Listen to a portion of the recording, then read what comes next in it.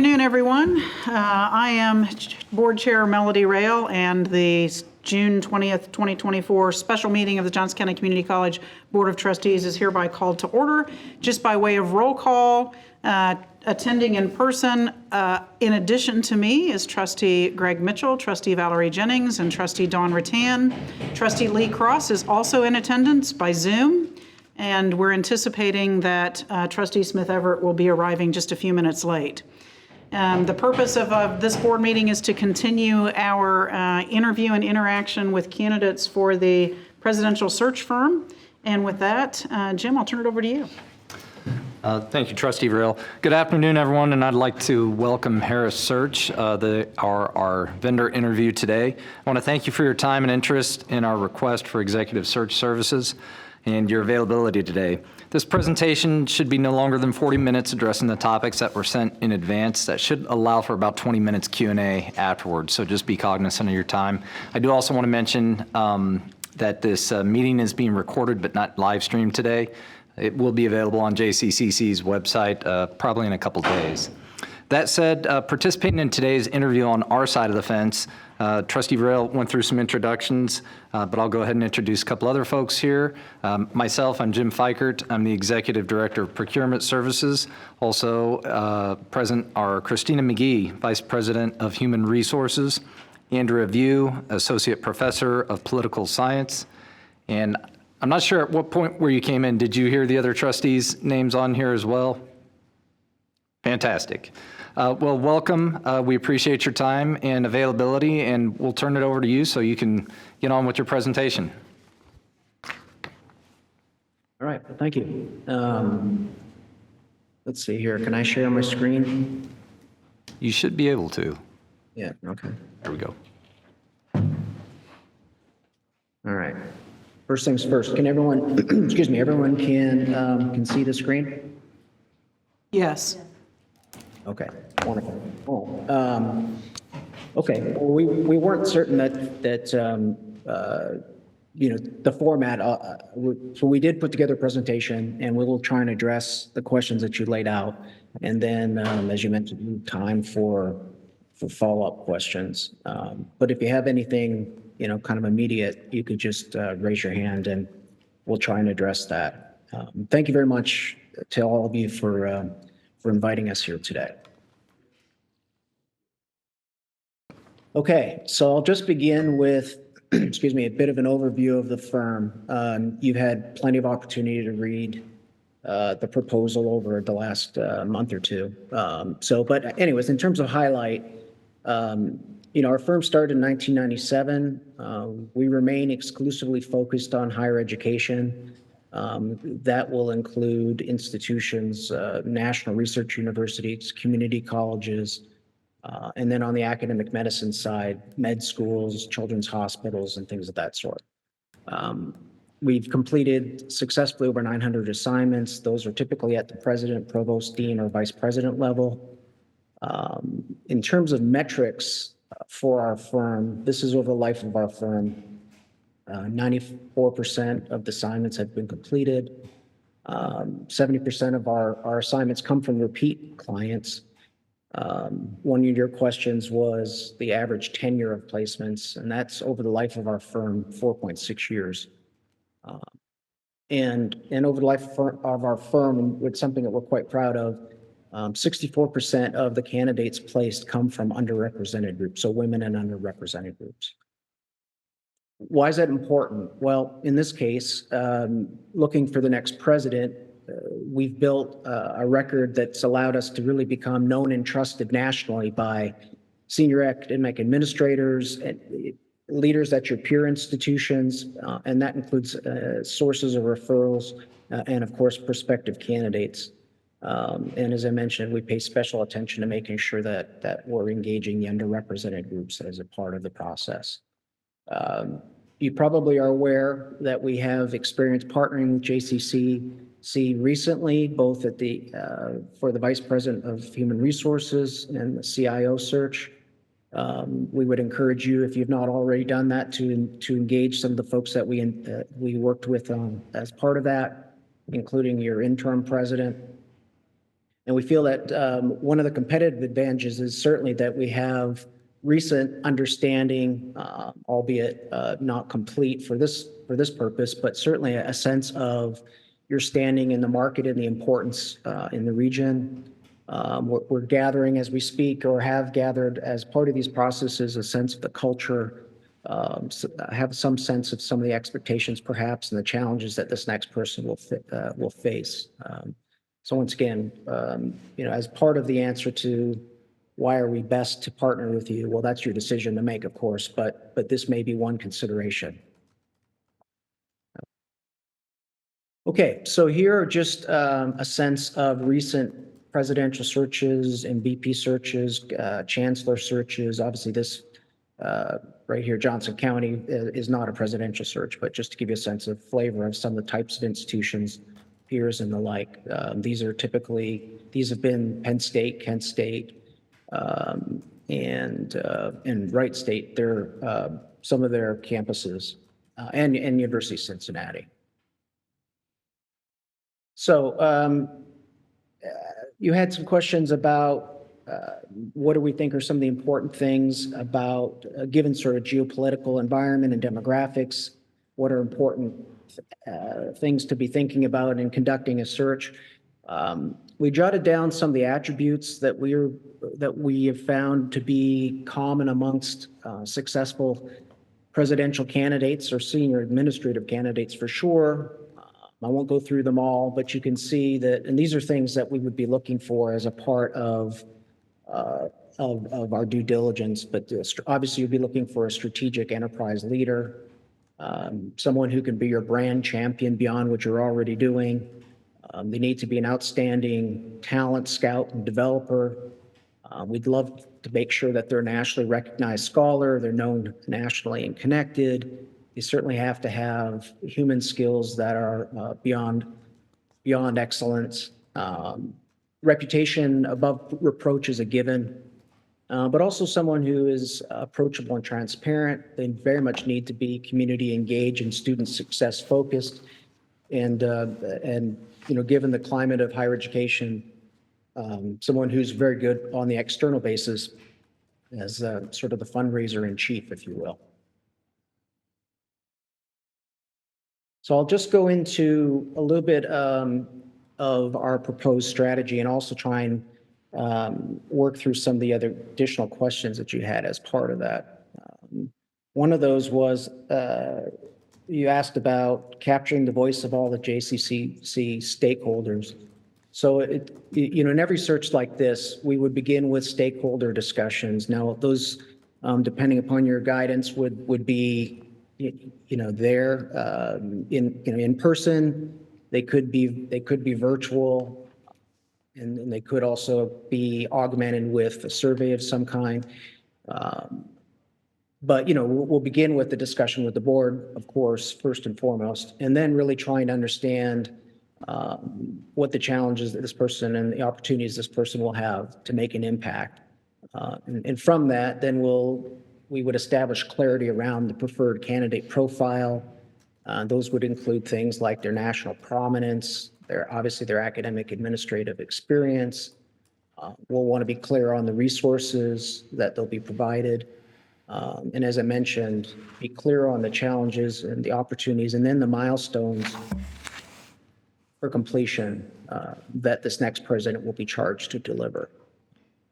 Then, working closely with the leadership team, will develop a detailed, transparent institutional profile for each position, including consistent messaging to share with prospective candidates. I think that the transparent part also should be highlighted in response to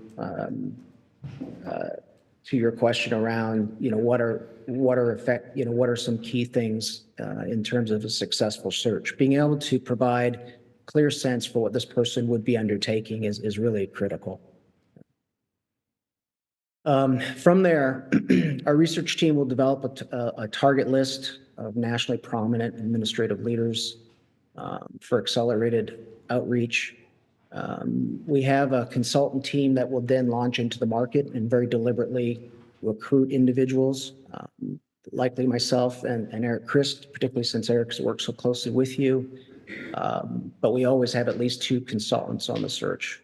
And from there, that will be the development of a robust, diverse pool of outstanding candidates for review. Just to put it in context, in the prior 2 searches that we conducted on your behalf, both pools were significant and so rich in that regard. And in both cases, they had excellent representation of being diverse in every form and fashion that you can imagine. Taking that from there, once working with you as a committee, we'll identify the individuals to prioritize for semifinalist candidates. Interviews, and those can be done, whether those will be done virtually or sort of as an airport interview if we're not certain of, but in any case, we'll facilitate those and then be getting the feedback from you and from the candidates.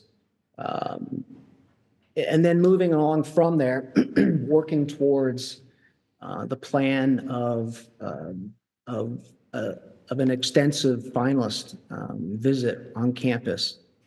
Meanwhile, maintaining the goodwill for both ourselves and yourselves by making sure that everybody who's been involved throughout is being thanked, for their investment of time, whatever that might be.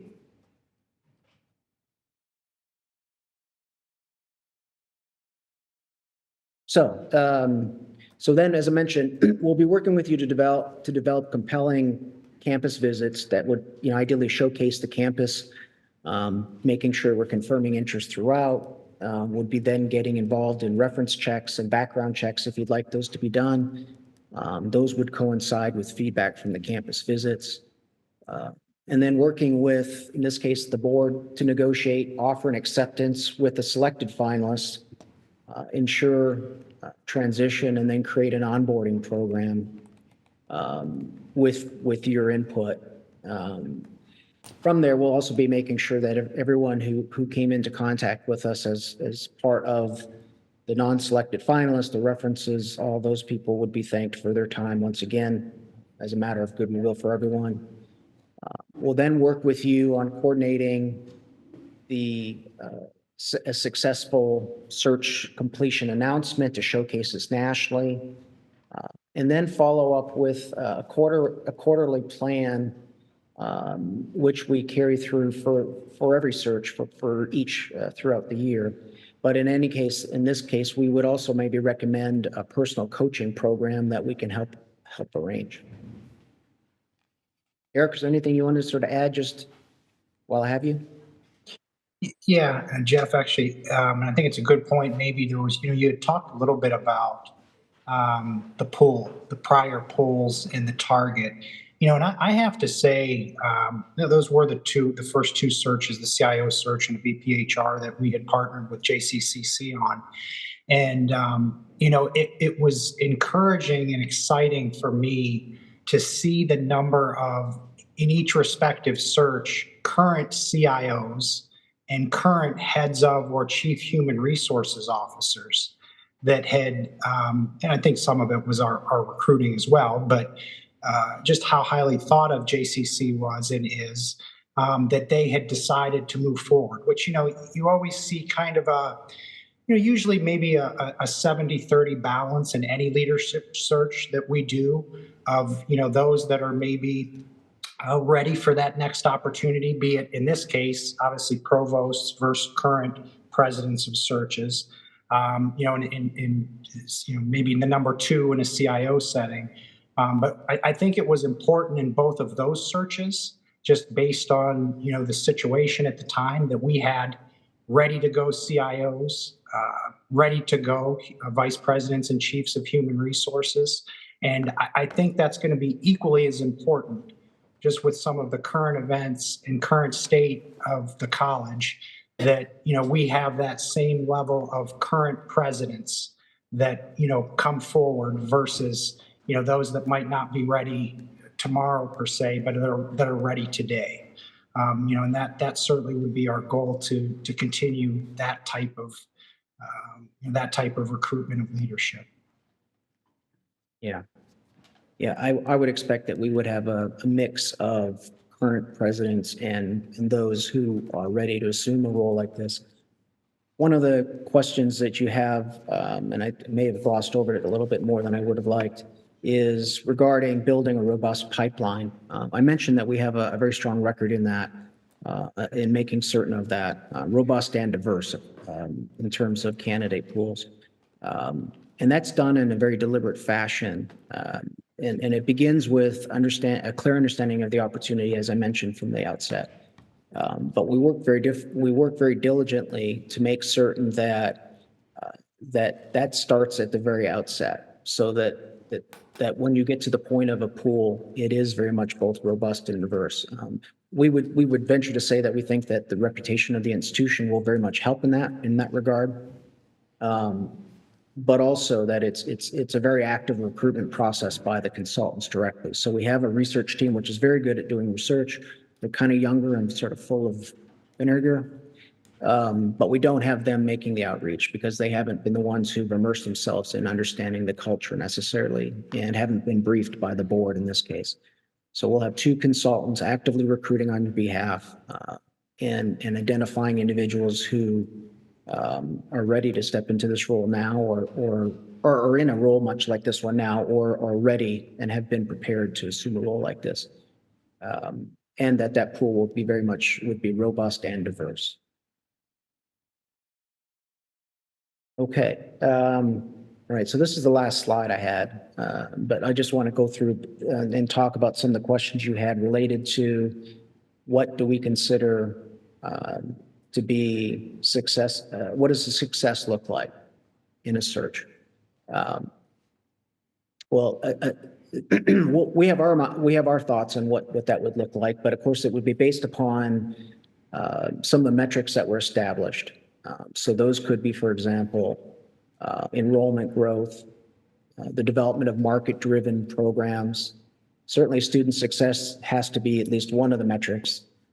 Financial stability or financial, stability. Financially, that could very much be one, but there could also be others related to economic development, philanthropy, et cetera. Other measures that are common in a search like this are someone working towards the development of a market-informed strategic plan to propel the institution forward. By all means, the attraction of outstanding diverse faculty and staff, which mirrors the students that you're serving. Impact on the community, both the economic and social impact, not only in your local community, but also the region. And of course, longevity of the president and the cabinet. I mentioned earlier that historically, an average for firm placements are minimum of 4.6 years. And then what we've seen being very important as of late also has been that the leader is thinking about long-term development of not only the team, but also succession planning so that there's what amounts to be turnkey continuity for the institution, with students being at the center of everything and of all the decision making, because that of course is the body that you're serving. What about any other things, Eric? Yeah, well, I think just two key components that I continue to think of that I know hit home with JCCC would be, one, just a president that really lives and breathes and understands, I think, the importance of shared governance and making those decisions, collectively. And we know historically you have some leaders that will adopt that very early on and do their best to make decisions across the campus, what's best for the campus. And as you said, Jeff, I think students have to be at the forefront of that. And then I also think, we see this across the country right now, just geographically. I really feel that certainly this has to be a national search, a thorough national search. But certainly somebody that has at least at a very minimum a pulse of just the region, the location, the region. It's certainly a special one. And I think that, somebody coming in that would have that success and understanding of the region, if not, the kind of a 3-4 state territory, I would see as ideal, just depending the part of the country that they'd be coming from. So, a geographical presence and understanding of, again, the pulse of the region will be important. If they have ties to the Midwest at a minimum, that would be helpful. Yeah. I do recall also in the prior searches, though, that just, sort of broadly speaking, the Midwest, individuals that we approached had a very favorable impression of the institution. So that would obviously be helpful. Okay, well, let me just make sure I've covered off the questions, but I'm sure, then we'll be addressing them here in a moment. Okay, well, I think what we'll do then is we'll turn this over to you to ask us some questions or just engage, and we've got a few ourselves, but we wanted to make sure you had plenty of time to talk and that we wouldn't be doing all of it. So I'm going to stop sharing my screen now. Well, thank you for that. And at this point, I'll open it up for questions and just kind of ask if anybody has any questions they'd like to ask. Trustee Rattan, we'll start with you. My first question is, how many visits would you do on site to assess our organization? Okay. How much time would you give us each visit? I would defer to Mr. Fikert, who is the expert in these processes. Yeah, I think that'd be something we'd want to identify. If you were selected as a candidate of choice or the vendor of choice, we'd work with our HR department to determine kind of that scope and kind of how much time would be available. So I'm not trying to sidestep your answer. I'm just not sure I have it. Yeah, probably 2 visits, I would think anyways. Well, it also would depend if we were having open forums live. If so, that might require several. And we just had a situation, a search where we had 7 open forums. Now, 4 of them were virtual, so that saved a little bit of time. But in any case, it's critical that we spend however much time to be certain that we have tried to capture the essence of the opportunity. And I think it's helpful that we've interacted with your institution thus far, but by all means, this is a different role and the expectations are going to be very different. So hopefully that answered your question. Thank you. Sure, my pleasure. Any other questions? Oh, go for it. Go ahead, Andrea. Thank you. So I do actually have a question related to stakeholders and how you're going to be engaging stakeholders in this process, who you consider the stakeholders, and then how you're communicating with them throughout, like in terms of recruiting feedback. Okay, so I heard a rustling. So did you ask who we would consider the stakeholders and how we would communicate throughout with them? Yes. Okay, super. Okay. So the stakeholders are, well, gosh, you have the board, you've got the community, you've got alumni, you've got faculty and staff, and certainly you have students. In terms of how that communication is happening, that would be coordinated with you through the chair. So we're through the chair of the committee, we're providing biweekly reports of progress. But to the greater campus, that would be something that we would agree on how that's going to be. How that information is going to be presented, status reports. You might be setting up a website of some sort. We're not certain of that, but that would have to be coordinated through you to make certain that there's continuity in the messaging to the external community, if you will. And I would just quickly add to that, if there was, specifically to the external community, if there was any media, obviously we would work in conjunction with you with the message. And, if there were cases where it would be best to speak on your behalf, as we see in some situations, we would be happy to do that. But, some institutions prefer just to take any media related route and funnel that channel right directly through them. But we're always happy to do it as well, to kind of add that layer in between. So just a brief follow-up to that. I'm particularly curious about community stakeholders and how we reach out to members of the community that might not be on campus getting our information updates through our campus mail or whatever.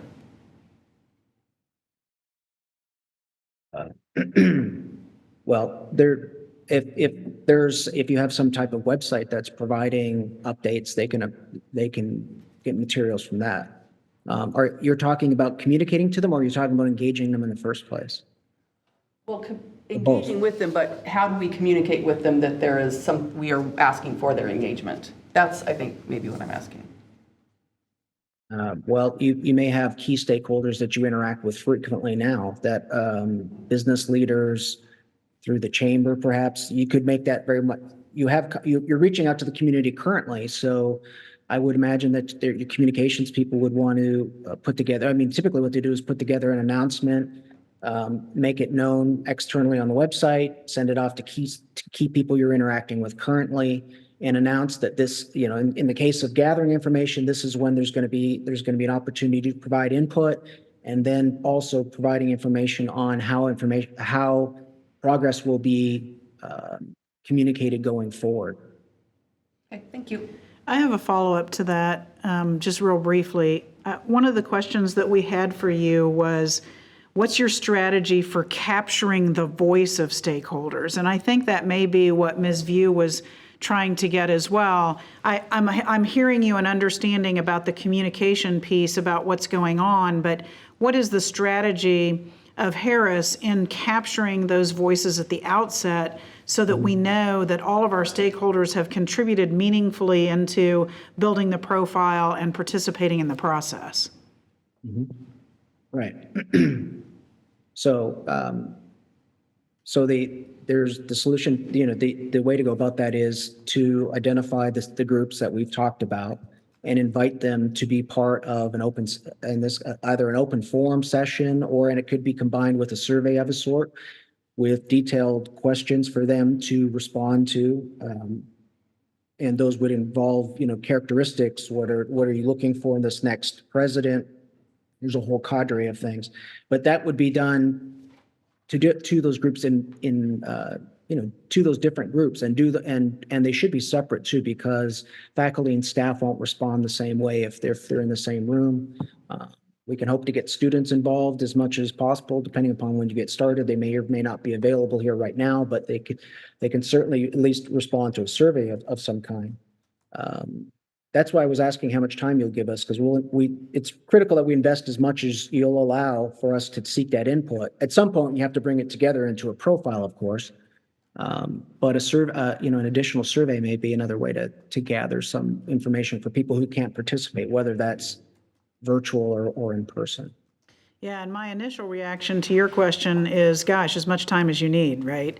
Okay, any other questions? Yes. Trustee Rattan. Two questions. One is, could you go over your timeline for the selection? What's typical for you? And then I think a similar question is, do you have any specific tools on how you really assess the culture for our organization, and then how you match that up to find if the candidate will fit within our culture? It's such an intangible thing, but it means so much as we select someone. I did hear you talk about someone that understands the Midwest. If you could expand about that, what you learned from our culture, and then how do you see if that is a match with that candidate? But start with the timeline. Okay, sure. Maybe what I'll do is I'll talk a little bit about timeline, and then I'll let Eric talk about sort of culture and things like that. He's been closer to your culture and learned a lot in the last two searches. Okay, so our understanding is that the expectation is that we have somebody in place for the next academic year, assuming that's still the case, correct? So July, let's say, call it July of next year, of 25. So assuming that we were to kick off in the summer or early fall, preferably the summer, but I suppose that's up to you. We would be spending the time to do the stakeholder meetings as we've talked about now, working to develop the profile. That's a part of what Eric will talk about here in a moment, and the advertisement and all those things. So now we've got that done. Let's just presume that's at the end of the summer for this purpose. We will then launch into, our research team at that point is already beginning to start targeting individuals. So that's happening together. We're then launching into the market to build a pool. It usually takes us about 45 days to build a pool. An initial pool, I should clarify that, because there could be individuals that we're still working towards. But you could just use that as an estimate, 45 days. So that puts us into the fall. We would then be meeting with you as a group, with the committee, the search committee rather, going through and discussing the profiles of the individuals, making that selection of the candidates. And by the way, I should mention also that part of the process typically involves is working with the search committee on scoring instruments for the to evaluate candidates, sample questions that you might consider for the semifinals process. So once that selection is made, then we will work on the facilitation or arranging and facilitating the semifinalist interview. So our goal is to take as much of the workload off the committee to the extent that we can. But obviously, when you're doing evaluation of candidates, that's very time consuming. We're still going to try and make every meeting as efficient as possible so that your time is well spent as absolutely possible. So there'll be an agenda for every meeting. We'll have it all laid out. That's where the scoring instruments can be helpful. That's where having questions that you might consider could be helpful. We'll then facilitate the semifinalist interviews, as I mentioned. Now whether those will be off campus, if you will, or virtual, we're not certain of what your intent is there. But in either case, we'll be facilitating that. That's when we're getting all the feedback from you as a committee, and certainly from the candidates. So we should be able to get through all of that in the late fall. It'd probably be a bit, but let's just say we get through that, just because then we're going to have the holidays coming up. We would then be in plenty of position to come back early next year and conduct the campus finals visits. So those would be in the early spring. That's going to coincide with getting all the references are being done, background checks, if you'd like us to have those done. Those are all done to coincide with the feedback you're getting from campus. We can work with you on developing tools for those also. And then of course the next step is really the negotiation, the transition. If we get things wrapped up so early spring, the more opportunity we can give an individual for that transition, the better. As you know, anytime you're moving, it's a disruption, and if family, and we have to make sure that that's done as comfortably as possible. So that should give you plenty of time to have this person. There'll be the announcement, but this person's already in transition. They're starting to come up to speed, even if they're not there yet, and be ready to go. The first day of the academic year. Thank you. Eric, do you want to sort of talk about just capturing culture and some of those things?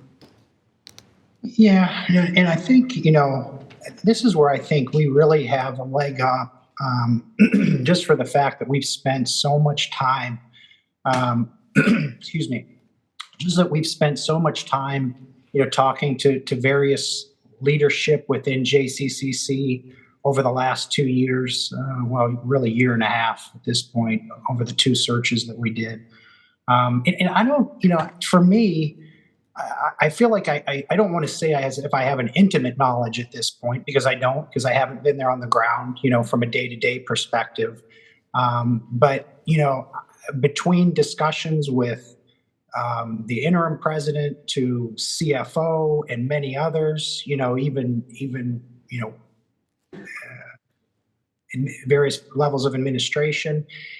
I think I have just a wonderful sense of, and I don't necessarily want to call it culture, but a lot of the challenges of the challenges and successes of really what's led to, the current state of JCCC, positive and not as positive. But the historical of it, we've been able to capture and have that appreciation of really the evolution of where JCC, was and where they're currently at today, and I think where they'd like to go into the future. And I think all of that collectively, becomes your culture to some extent. And that's the understanding that I think from an outsider's perspective I have at this point. Being able to understand that was really what I think allowed me and us to bring on the leaders that we did. This, and the CIO and the VP of HR, who, each of them and their collective experience really became very well suited for the culture or what is needed at the time to, ultimately remove roadblocks and, continue and build on the successes of where the institution would like to go, again, based on their own personal experience. So, I would want to replicate that with this next president, meaning that they would potentially assimilate into this culture with their collective experiences and, be ultimately best suited to grow, enhance, cultivate where they needed to, and certainly be somebody that was very capable of removing those roadblocks, or potentially being able to be somebody that can circumvent some of the challenges that are coming down the road with higher education that I think we're all going to face as academic institutions, irrelevant of where we sit in the country, how many students we have, et cetera. So I think that that's going to be very important. But, we would certainly want to spend more time there in person, really with our feet on the ground to understand a little bit more of that day-to-day culture that you can only get by truly interfacing with everybody from the senior most administrators to, of course, students, which I think is critical to spend time with students, and the community, frankly. I think that's a wonderful avenue, and I'll just quickly go back to, and I don't know if this was fully touched on, but I think that external component that we were talking about in feedback forms, and getting to the external community, that can also be done very easily. Well, maybe not very easily sometimes, but through the media.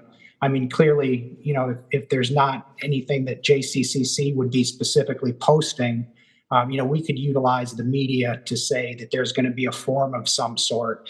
Any and all in the community, or anybody in the community is welcome to attend that, for a Q&A and feedback session. Did that answer your question? It did. Thank you. Trustee Cross, do you have any questions? I know that you're attending remotely, and I don't want to leave you out, certainly. I appreciate the opportunity. No, thank you, ma'am. Just for the record, Trustee Hamill has arrived. Did you have any questions? I know you didn't get to hear the presentation, No, I'm but good. okay. I do do have have a one more. couple of questions for you. And I can no longer see you. I don't know if that's just me or, so I'll address there's a beautiful scenery there. I'm liking that. I wish I was there. I'm sort of a linear thinker, so this may be my fault that I didn't capture it in my notes very well, but a couple of things I wanted to just revisit with you briefly. I know that you gave us a slide that showed sort of an overview of the firm and some of your statistical metrics, but I'm not sure that I heard enough about who specifically, and Eric, maybe this is you, is going to be boots on the ground with us as part of this process, and a little bit of the background about that individual, Eric, if that's you or if that's someone else. Sure. Okay. Well, I think given the recent work that Eric has done with the campus, well, we both worked on both searches, but Eric led them. And so it would be the two of us, but I would think Eric would be the one that would would be on the ground more than I would, just based upon, assuming you don't want us both to be there each time. So Eric would be the one that would be leading things. Okay, so can you give us a little bit of just your background, and then Eric, maybe you as well, so that we know a little more about you personally? That'd be terrific. Okay, I'll start and then I'll hand it over to Eric. So I started the firm in 1997. We've been exclusively focused in higher education search since then. And so we're now approaching 30 years. Our focus, as I say, is working with large research universities, national universities, community colleges, and then on the academic medicine side, all the other things I mentioned, healthcare providers, med schools, and the like. And so, and at the senior level, that's been our focus from the very beginning. Eric, do you want to go ahead? Yeah, well, I've been with the firm now. I've been with Jeff here probably just shy of 10 years. My entire professional life, I've been in the executive search business. I've been with some of the largest national and international firms when I started, to Christian and Timbers, Stratford Group, others, and have again been in the search business for the last 30 years. Really worked across all elements of higher education, from a functional standpoint, a discipline standpoint, and have done that at all levels across those firms for the past 30 years. So I've been a lifetime executive search professional. Okay, thank you for that. My next question relates to one of the questions that we had on our list, and again, perhaps you answered it, and I just didn't capture it very well. But the question was, of the past 5 years of presidential placements, how many of those are still in the role in which you placed them? And I know we saw a metric that your average tenure is about 4.6 years, if I recall correctly. But how many over the past 5 years that you placed in a presidential position are still there? I skipped over that one, didn't I? That was my mistake. Oh, that's okay. No, I mean, I should have addressed that. Well, I know that I don't have the number ahead of me, but I know there's 3 people that have transitioned. One just took another presidency and one retired. So I'd say all but 3, but I may have to send Jim an update with the exact number. Over 90% for certain. Okay. That's very helpful. The last question that I have for you, and then I'll make one last pass at the gallery here. You mentioned something about doing background checks, and I know that that's an integral part, obviously, of the selection process. How do you go about conducting background checks on our, assumably our semifinalist candidates? What is involved in that? That's a process that is done by a professional firm. That includes media checks as well. Okay, We don't conduct those ourselves. No, we're Okay, not. so you outsource that? Yeah, and you might have a firm that you prefer to use, which is fine. Any of those types of things are done, have to be pre-approved, and those are reimbursed at cost. Okay. I don't have any other questions. Anybody else? Trustee Rattan, I prompted something. Do you have any guarantee process for the candidate that we end up with? We do, yeah. It's a year's time. What'd you say? One? It's 1 year. Okay. Mhm. Thank For you. all voluntary separation, for any potential separation, voluntary separation. Thank you. You're welcome. Just briefly, by way of follow-up, only for a voluntary separation, or would that also include if they just don't work out in the first year? Well, that would be voluntary, but not on their end. Meaning, unless you've wiped out, if you got rid of the position, which is not going to happen, then that wouldn't be covered. But anything short of that. Okay. Any other questions? Perfect. Thank you so much, and I'll turn it back over to Jim. Well, thank you very much. We appreciate your time and information. That concludes the interview for today. We are going to deliberate as a evaluation committee. We hope to make a decision this week. as quickly as possible. You should hear something from me within the next couple days, but in the meantime, just direct all communication towards me, if you would, please, and that'll help facilitate and streamline the communication process. Wonderful. Well, thank you, everyone, for your time this afternoon, the opportunity to be considered. Thank you. Thank you. Thank you. Thank you, everybody. Take care.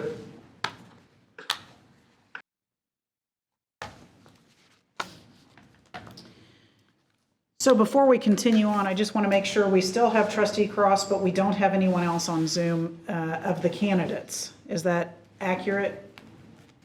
I'm here. Okay. Thanks, Lee. Trustee Hamel, you arrived a few minutes late. The final candidate withdrew earlier today for a myriad of reasons beyond their control, I believe. And so we're done. Okay. There's no scripted process really for how we proceed, so I thought I'd make a recommendation, and if anybody has any improvements on it, I'd certainly be interested in hearing that. But I thought what might be most efficient is for each of us, including the non-board members, Andrea and Christina, to start by ranking in your mind in order, with 1 being the most favorite, 4 being the least favorite, the 4 firms that we've heard from. We'll take a few minutes to do that. And then I thought we would take each candidate one at a time and have all of us talk about where we ranked them and why. And at the end of that, we should know whether we have some kind of consensus. The ultimate goal here is to get enough of a consensus that we can make a motion and have a vote before we wrap up the meeting. But I always think it's helpful to us to start with a ranking and then talk about how we got there out loud, and then just kind of go from there. Does that kind of work for everybody? Yep. All right, so I think maybe 3-4 minutes. I could do one of those, lay your head on your desk when you're done, and then I'll know when everybody's done. I've got some additional handouts, just a summary of pricing. Not that this is all about pricing, but if you wanted to just, Tiebreaker. well, we'll see how it plays out.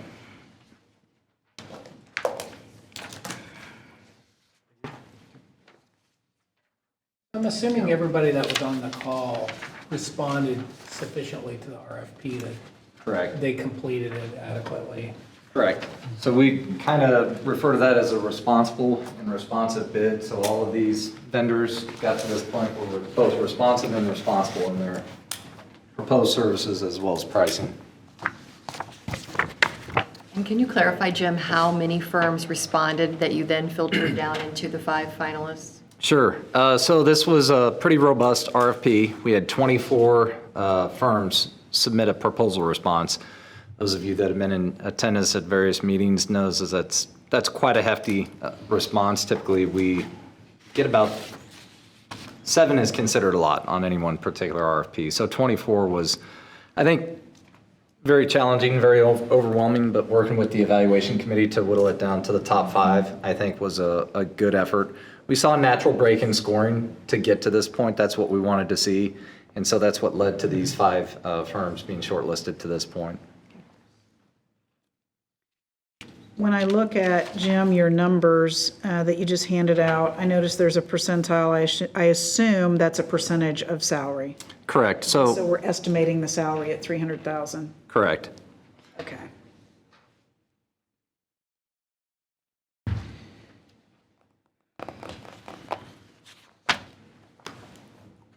I feel like we should have some music or something.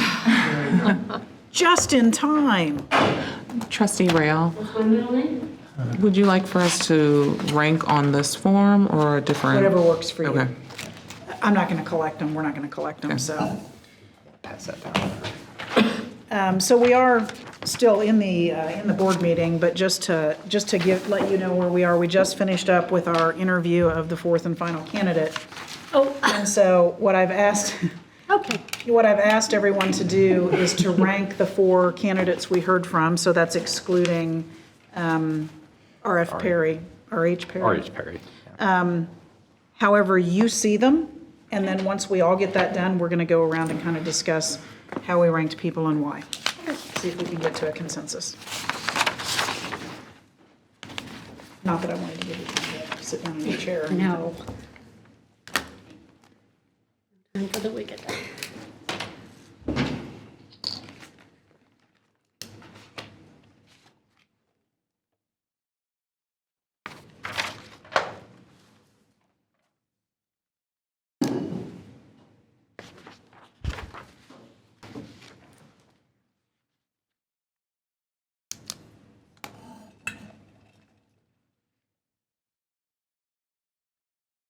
Are we ready?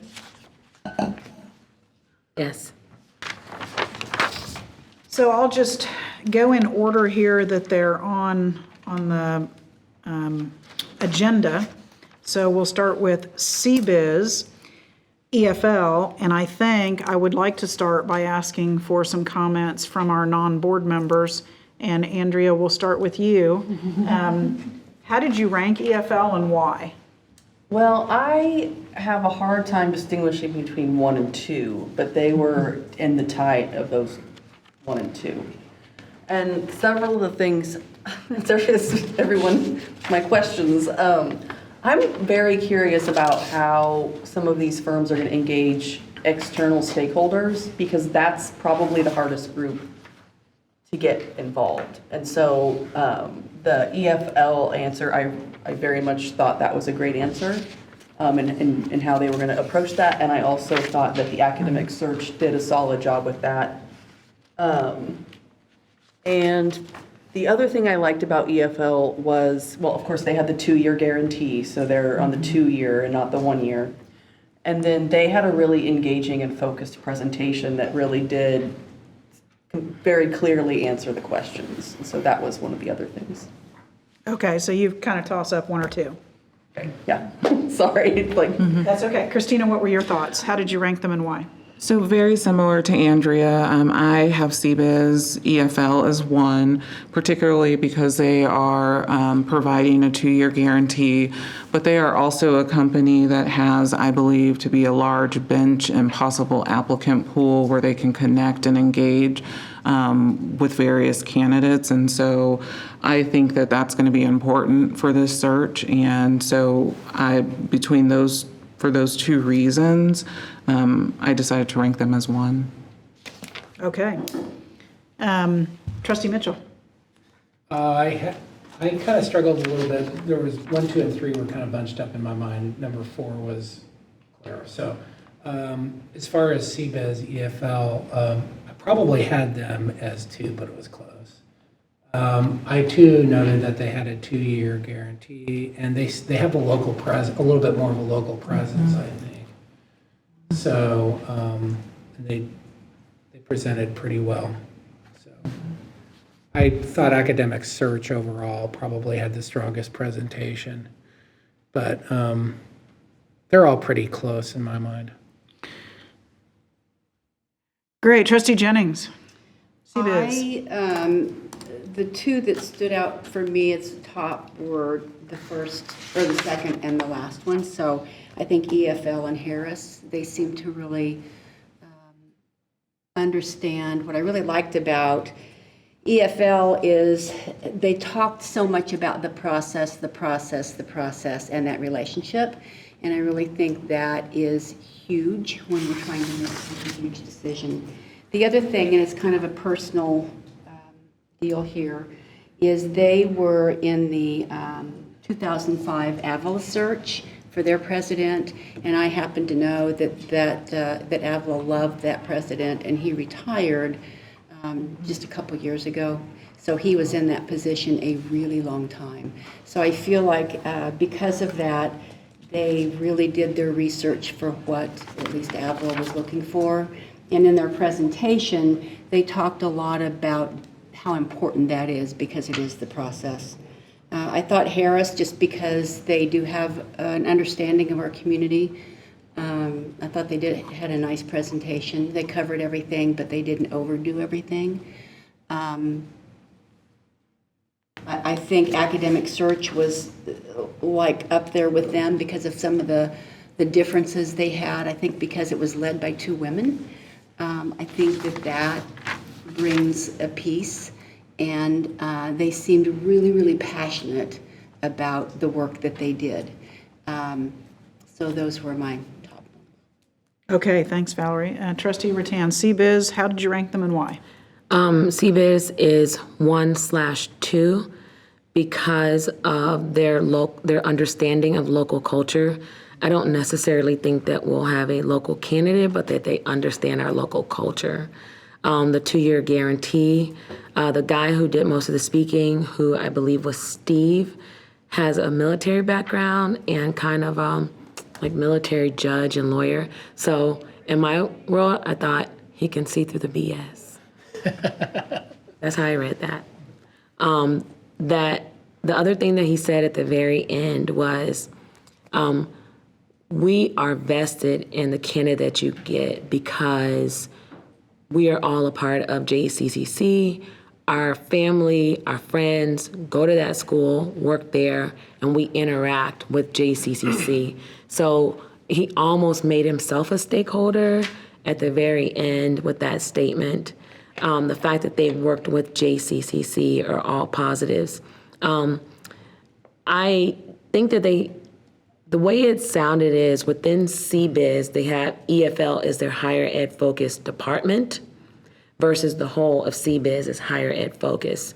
So it's not necessarily a negative, but compared to academic search and Harris search, where they are pretty much exclusively about higher ed, it was like a 0.5 point off. So that's my reasoning for them. Okay. It's your turn. Okay, well, I have them as number one. Not surprising, everybody's about the same, obviously. Local, I think that was a really big deal. The fact that they had strong ties to the community, that was big. The fact that they didn't just do academic, I liked, even though it was a big focus, they did have some other purview, seemed good. I like the way you talked about Edith and Edith not being there and how she's almost always there. And so he was thrown for a loop and had to do that presentation by himself when he wasn't planning on doing that. And yet he answered every single one of our questions and was prepared for every question. That was a big deal to me. 9 out of 10 presidents after 5 years. 70% of presidents are still there after 15 years. They start fresh every time. And it's about building relationships more than advertising. The 2-year guarantee, I mean, it was clearly a number one for me. Thank you, Trustee Himmel. Yeah. Trustee Smith Everett. They were my number one, and continued to be throughout the other 2 interviews that I was part of, obviously not part of Harris Group today, for a couple reasons. I do not think you can underestimate the wealth of knowledge that comes from having a local presence and the amount of placements they've done with our other partner institutions, Ottawa Park, Kansas City, Rockhurst.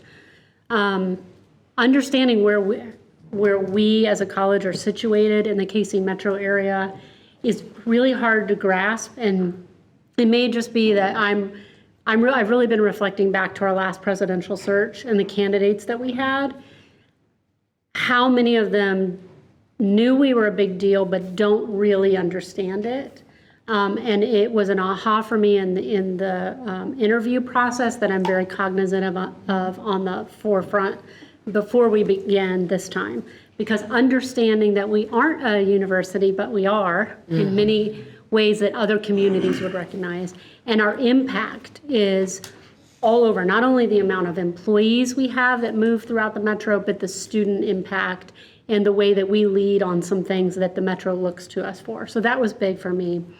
They were the highest rated with diversity candidates. They placed 60% of their placements were women and people of color. And that to me is one of my top most important things this go round. So I kept listening for that with each of the firms, and I really appreciated that they were the highest. The other thing that really stuck out to me about them was they don't do a lot of these searches each year, so I don't think we'll get lost in the shuffle. I got a real feeling that we would get the level of customer service that we are going to require because we are JCCC. And I think it's really important to be able to know what your firm's other obligations are. Not that other firms can't handle the workload that they've put on themselves, but it really stuck out to me that they keep their boutique firm approach, and that means that they're only doing 3 of these searches a year. So I know we're going to get the dedication and customization and attention that I think this institution frankly expects. And I want that for every person involved in that search process. So that is why they are my top pick. All right, thank you for that. Trustee Cross, any comments from you? CBiz. Madam Chair, yes, let me say thank you to you and everyone. And I would be fine with any of these firms, to be clear. But given that we have to pick, that's tough. Overall, and to lead, I would probably concur with Trustee Mitchell in his opinion, although I do probably agree in part with Trustee Smith Everett. However, the 2-year, while I'd be fine with EFL and CBiz, I think all of you can attest to, just because I love you doesn't mean I don't argue with you. The 2 years is somewhat illusory because presidents last 3 to 5 years. So 2 years is impressive to a certain extent, but I wouldn't lay down all your chips on that one, is all I'm saying. So I'd be fine with any of them, but if I have to pick, I'd pick academic search. Thanks, Trustee Cross. Just briefly, I won't belabor my thoughts, but I thought I'd mention just a couple of things. I had CBiz EFL ranked number 2 on my list. What stuck out to me as a positive is their local presence. I think you're absolutely right. They know our community and they know our college, and I agree that they kind of made themselves a stakeholder. I think that was a really sort of great moment in his presentation when he made that happen. That the reason that I did not put them number 1 relates mostly to what I view as perhaps the most important part of this process, and that is developing a good pool of candidates. And they do not do a lot of community college work, and I was concerned about that. Most of what they've done is 4-year institutions, and this is a very different search and a very different environment.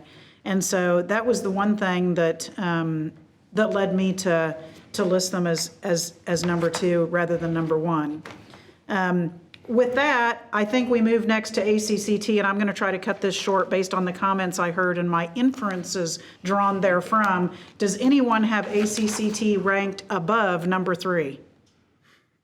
All right.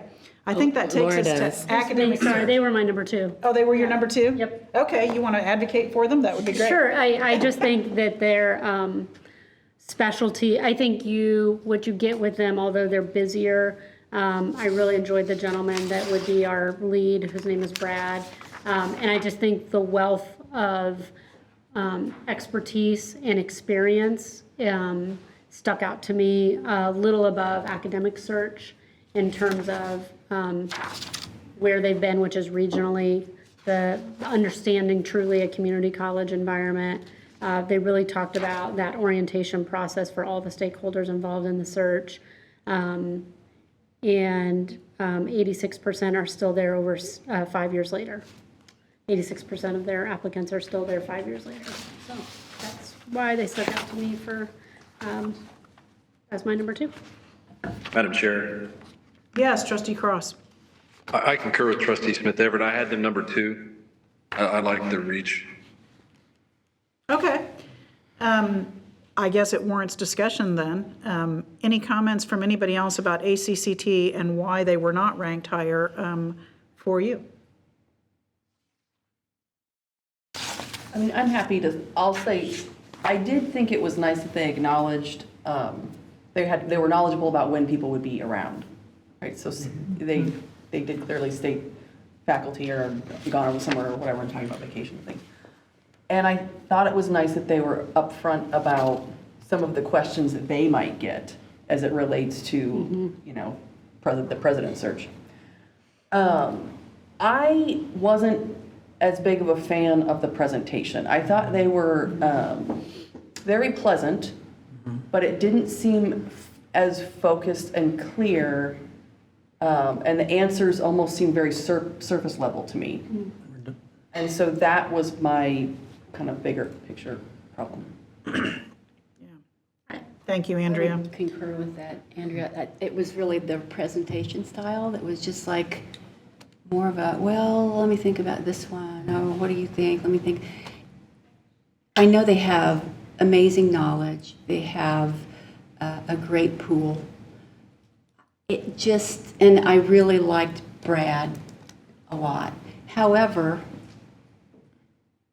I didn't think they had maybe they had done the research because Brad talked about that, but it was just how they presented. Maybe because they're so relational. I don't know. They didn't seem passionate. Yeah. Right, okay. And they may have been, but I just didn't feel that. We want this. Yeah. Trustee Hamel? I was gonna basically say almost the exact same thing everybody said, but it was casual, it was comfortable, they seemed likable, but it seemed like we're talking in circles, sometimes very redundant, same answers being stated. It looks like they've been here a time or two and done this for many of other institutions, and they didn't seem passionate about wanting to do this one in particular, but they were happy to help if we wanted their help. Yeah. And it just wasn't enough to grab us. Christina? And I would add, as I think about the recruitment process for this position, it's going to be extremely important that individuals actively engage and reach out to candidates. And from what I heard, and I could be wrong, but it sounded like they would send out a blast email to many of their partners. But it is, and I went back and looked at the proposal, it is the college's responsibility to post the job at various locations. And I feel like that's very critical for a search firm to do and to source the candidates. And I just didn't get a sense that they would be actively recruiting based upon that information. Yeah. Trustee Mitchell, did you have any comments since we've now gone around the I table? guess that all kind of sums up what I thought. I thought they were they came across as being maybe perhaps a little on the nervous side. But their presentation led me to believe we'll kind of consult you guys through this, sort of. So. Yeah, I thank you for that. I actually took so few notes because I thought their presentation was completely unfocused. I couldn't follow at all how they were going to go about recruiting people. And along the lines, Christina, of what you were just mentioning, it seemed to me that the response we got was, well, you'll get a lot of applicants because you're all that. And there wasn't really a lot of, here's what we do to try to generate applicants. I had them ranked number 3. And I also did not feel like they were enthusiastic about it at all. I liked Brad, but I wasn't sure he was the person I wanted in charge of my presidential search process. He did not engender that kind of confidence with me. They didn't really act like they wanted nor needed our business. They didn't sell themselves. Okay. Academic search is next on the list, and I think some folks mentioned they have them ranked fairly high. At least some folks do, so I think we'll just repeat the same process, and we'll start, Andrea, with you. Academic search, how did you have them ranked and why? They were my other 1-2 group. So with them, again, I thought their presentation was very focused. It was clear. The one thing I would say is I was at some points trying to navigate the handout where they were, but once I got myself together, I knew I could follow it. But I thought they were really good with answering the questions that we provided in advance, as well as responding to the real-time questions that we asked them. And then I thought they had an okay answer on the community stakeholders thing. Thank you. Christina, comments from you on academic search? I thought they were very engaging. Their presentation, they were prepared. They answered all of the questions that we had, I believe, to satisfaction. And it sounds like they really want to do this search. And so because of their preparation, because they did not. And I also thought that what was interesting is they talked about, others did not in their community question, is they talked about possibly having community members serve on the committee as opposed to just getting feedback from them. And I thought that that was a different approach to getting feedback from community members. So I had them as a 2. Okay, thank you. Trustee Mitchell, you're up. Yeah, I thought that and I'm trying to remember the name of the 2 ladies that presented, but they interacted so well together. They were a team, and they made it very clear. And the one thing that kind of stuck out to me is sort of like ACCT they have a huge reach. They've worked on a lot of searches for a lot of different higher educational type of organizations, I guess a little bit like Harris in that sense.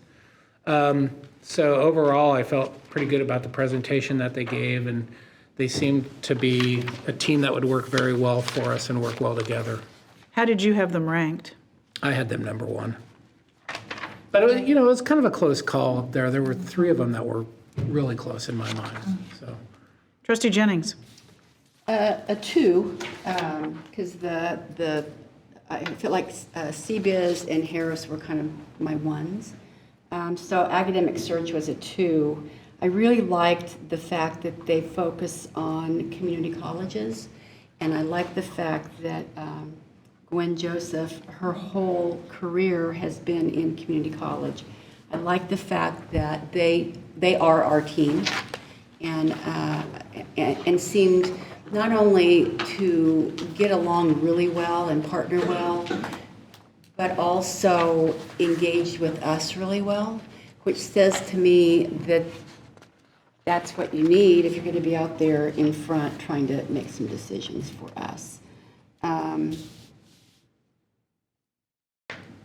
The one thing that I heard, and maybe I just wrote it down wrong, that a little bit concerned me is that I think Trustee Rattan, you asked how many times they would be on campus with a visit, and they said for sure it would be once and not many other times, although there could be Zoom meetings, because they wanted us to, they didn't want to get in our way when we had the semifinalists come for visits. I thought that was kind of an interesting approach. Okay. Any other comments? Trustee Rattan? They were 1/2 for me. I like their preparedness because you can speak of what you do, but to have a visual, because people absorb things different ways. So even having the handout, and they had their little timeline on each PowerPoint slide, if you look at how long it would take. So I remember Lee leaned over, he's like, "You don't like them? You didn't ask any questions." Like, they answered all my questions in the handout. So I just love preparedness. I like that they had kind of 2 presentations going at once. I like their focus on higher ed as a firm, as well as Gwen's preference for community colleges and her role as an executive coach. I think she can see it, again, from 2 sides when she's looking at candidates and what their strengths are. I think that they'll know more about community college culture that way. It really struck me, too, that for the Tennessee Board of Regents, they've become the provider of choice. So there's a school system that has settled in and said, y'all are doing all of this. And I was like, wow, that's really telling that, this school system, I don't have a gauge on how big it is, but that the school system says, we don't need to look any further than y'all to select all these different levels. So that's what I liked about them. And like I said, they were 1/2. Trustee Hamel? It was a tough one between making it 2 or 3, and I think I'm going to go 2, but it was pretty tough. And my favorite thing I heard them say is they're looking for somebody who, every institution they're going to go to are going to have opportunities and strengths. And when they look at the issues that any school looks at, they're looking for somebody who looks at it as an opportunity for something they can do, not just something they have to do to deal with as well. I felt like they were a little bit too community college focused, which, you do want that to an extent, but I don't want the exclusivity to only look. I'm worried that makes me think they're only going to be looking in that category and not having a bigger scope. Honestly, it's kind of small, but the logo being backwards on there, on the screen seemed kind of weird to me. When you have other people getting it right, that kind of just one little thing.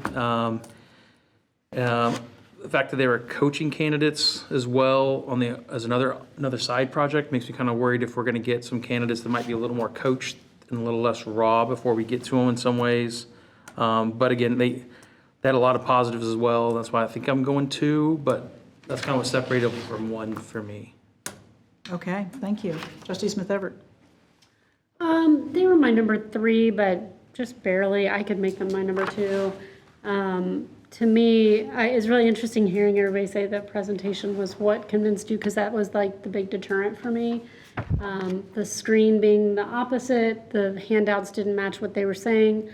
I spent the first several minutes like, I think it's just the presenter in me, like, you have everything so that your listener is not distracted, and I was so distracted.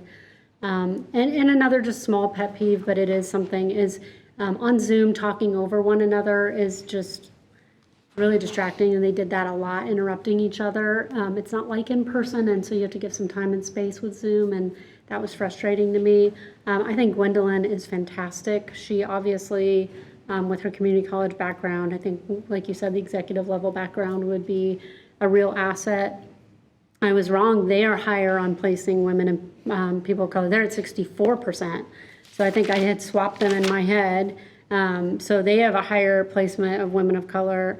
I think for me, ultimately, besides the presentation being frustrating, was I just felt there was a bit of a, like, you know, we'll do some Zooms with you guys, but you're on your own. Like, this is for you guys to do, and we're not going to be in person very much. I think we need a little in person. I think we just, that's what this institution expects, and I think that's the level of customer service we're going to require. And so, yeah, that was it. That was kind of the deciding factor for me. Okay, great. Trustee Cross? As we all look at the ceiling. Are you up there? Academic search? We're on academic search, yes. How did you rank them? I'm sorry. My wife called me. I apologize. I like them overall. I like their placement on women and minorities. I liked their community college capabilities, and I'm not better prepared to answer beyond that. So. Okay, how did you have them ranked? I'm sorry, number one. I had them number one. Okay, thank you. I had them ranked as number one. Some of the things that others saw as negatives, maybe I saw as positives. I felt the fact that, first of all, I thought that they balanced each other really well. We had Gwen, who has the community college experience at the executive level. She's served in 4 interim roles. I mean, she knows community colleges. And then on the opposite side, we had her partner, whose name I never did catch, who has done nearly 30 presidential searches. And so she has that piece of it down. I thought the fact that Gwen is an executive coach, I saw that as a positive for us because she's going to be able to see through the BS when she talks to these people because she's an executive coach. She's going to know when she's talking to these people who has those sort of intangible leadership skills and who doesn't, and I kind of saw that as a positive. I thought that they would give us a very personalized service as opposed to CBiz, who I also loved. You know, they have the process, right? And we're just somebody they're plugging into the process. Whereas I believe they even used the word at one point, because I wrote it down, we can be nimble. The being on campus piece, I saw that a little bit differently too. I think the world has changed since COVID. We do a lot more by Zoom than we used to. And I think what I heard, now I may have gotten this wrong, but what I heard was if it's going to be an hour or an hour and a half meeting, it doesn't make sense for us to travel to campus. Let's do that by Zoom. Certainly we will be there, you know, for the open forums and the other lengthy meetings that we need to be there for. We will not be there when the finalists make their campus visit because that's really between you and the finalist. That's absolutely correct. I don't think we want the search firm here while we're having our interaction with the finalists on their campus visit day. Overall, I just, to me, they were the best. It was close between them and CBiz, but to me, they were the best. I liked their 92% still there after 5 years. I liked their diversity placement as well. That was the highest.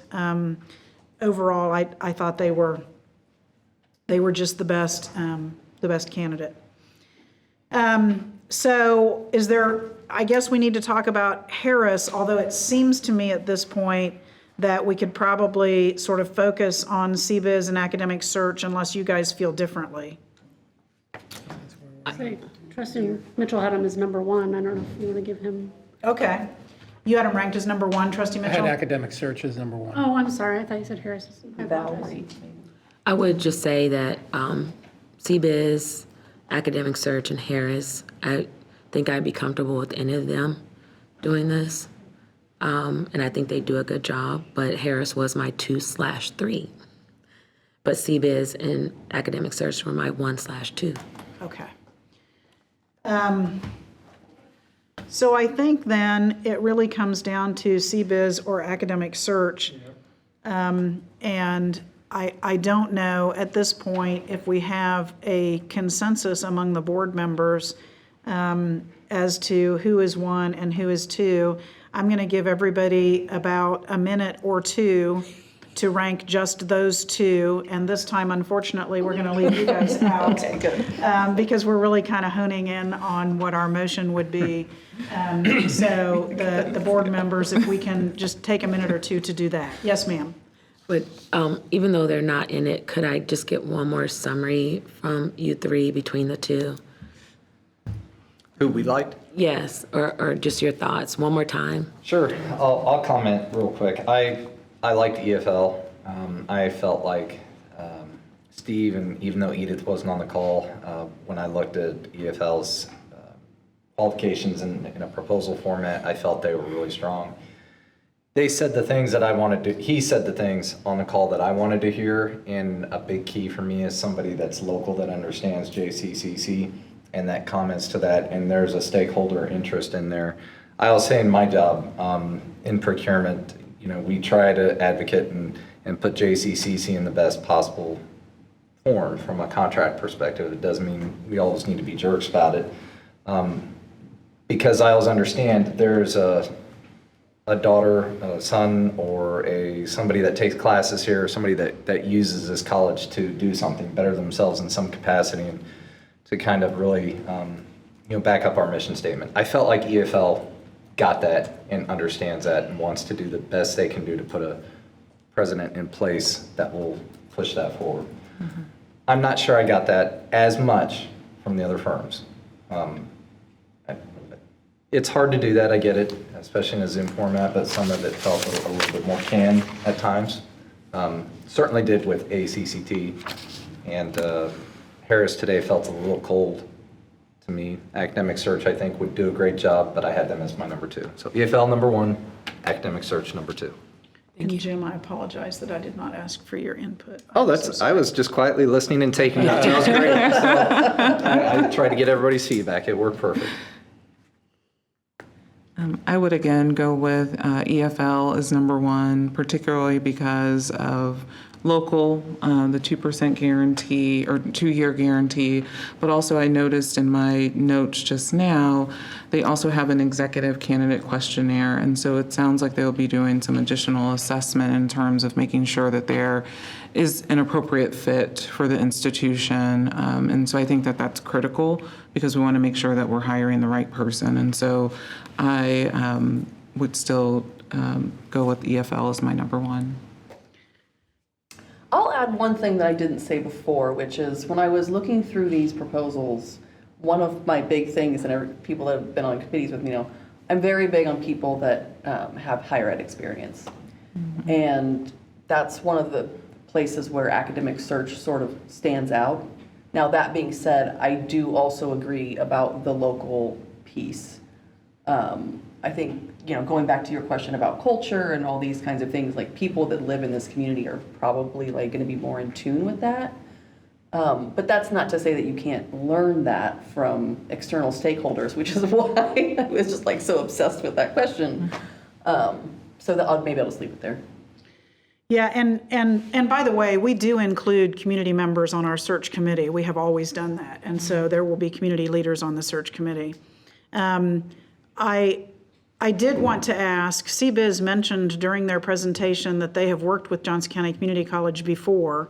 Can you speak to that? Yeah, we actually are still under contract with them through July 31st for just regular, it's executive search services. We did that contract with them in 2018, 2019. Yeah, but so It's not exclusive to a presidential search. It was just general executive searches. They had a flat rate depending on the type of candidate and the type of search, anywhere between $35,000 to $45,000 per candidate. Obviously, this is a little more niche, specialized when you get into the realm of the president. But I don't know if we've actually, just because I wasn't involved from a scope of work on those individual placements, if we have used them in that capacity. I don't know if you know much from an HR perspective, if we've used them. I don't think we have used them. I believe we have. Okay. Can you confirm that? Who did we get with them? It was the Vice President for Human Resources and the Executive Vice President for Finance and Administrative Services. So that would be Leslie Harden and Mike Neal? Correct. That's who CBIZ did. That's who CBIZ did. So to be fully transparent, I suppose that needs to be at least part of the conversation. I would just, if I could, so what I heard them say clearly is that we as an institution are the ones that drive what we want. And I guess if those two people did or didn't work out, I don't know them or the history, but maybe it was the direction that they were given to look for somebody with, with Those which is- characteristics. Correct. So it's just, Yeah, and I don't know anything about, to be candid, I don't know anything about the candidate pool. I would say that neither one of those were successful placements, but I don't know anything about the candidate pool. I just thought it ought to be something that we, to be transparent, include in the discussion. I can make some comments offline. I do have a little more information on that, and that was not all in CBEZ's control. I'm sure that's right. I mean, they're just the search firm, right? So, but. I was going to ask if, are we going to hear from Rachel? Rachel, did you have any comments? I wasn't part of the evaluation committee. I'm only here supporting Jim. Just making sure. These guys got it. So I think with that, has everybody had a chance to rank CBIZ and academic search? 1 and 2? Can't be 1/2. Maybe 1 and 2. Can we have them do a business merger? there we go. And all 4 of their principals just work together, please. So I think for the sake of efficiency, I'll just ask everybody in turn who they have ranked number 1 to see if we have consensus. And if we do, then we can make a motion. And I'll start with you, Trustee Mitchell. Academic search. Trustee Jennings. I think I'm going to go with academic search. Trustee Rattan. Academic search. Trustee Hamel. I'll go CBIZ. Smith Everett. CBIZ. Trustee Cross. Academic search. And I still have academic search number 1. So I feel like we have consensus. And so with that, if I think we're ready for me to entertain a motion, would everybody agree with that? Okay. So moved. What's that? So moved. So moved. At this time, I'll entertain a motion to select the search firm of Academic Search to conduct the search for the next president of Johnson County Community College. Motion made by Trustee Cross. Do I have a second? Second. Second made by Trustee Jennings. All in favor say aye. Aye. Opposed? Motion carries 7-0. Thank you, everybody, for your hard work. And we stand adjourned.